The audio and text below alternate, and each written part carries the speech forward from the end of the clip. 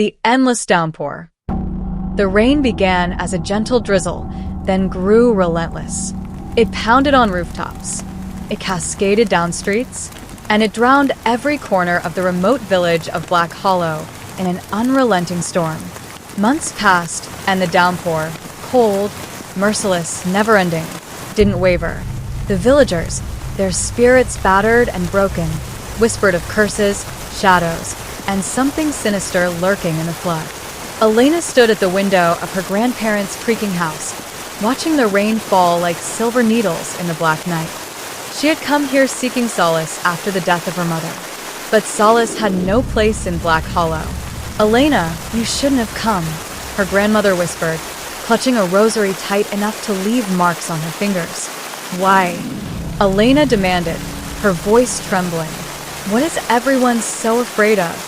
The villagers refused to talk, shaking their heads in terror whenever she pressed for answers.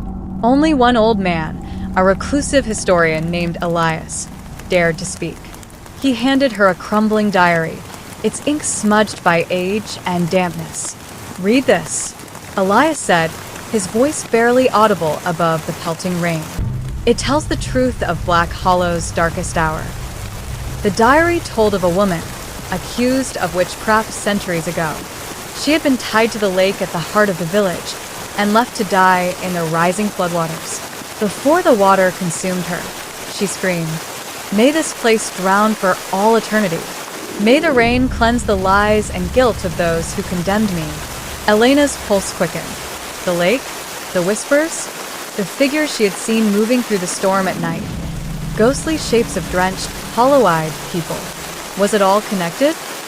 That night, as thunder cracked like gunfire, Elena saw them up close for the first time. Rainwalkers.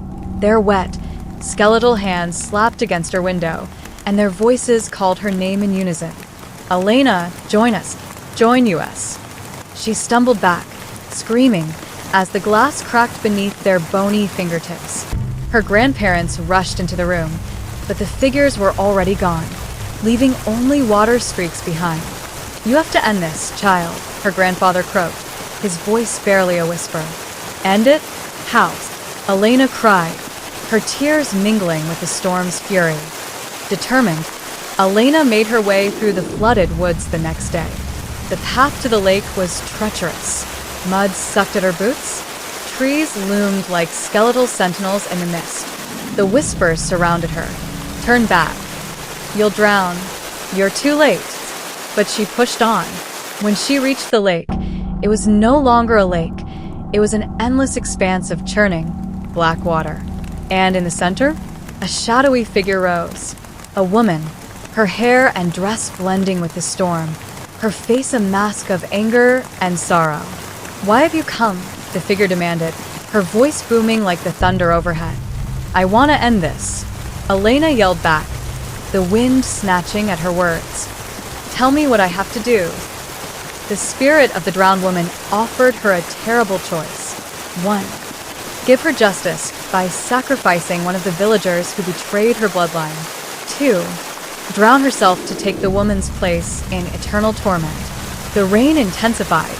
The decision loomed. Every second dragged like a century as Elena faced the curse that had doomed Black Hollow to the endless downpour. Would you sacrifice another for the greater good, or offer yourself to save them all? Whatever her choice, the rain would have the final word.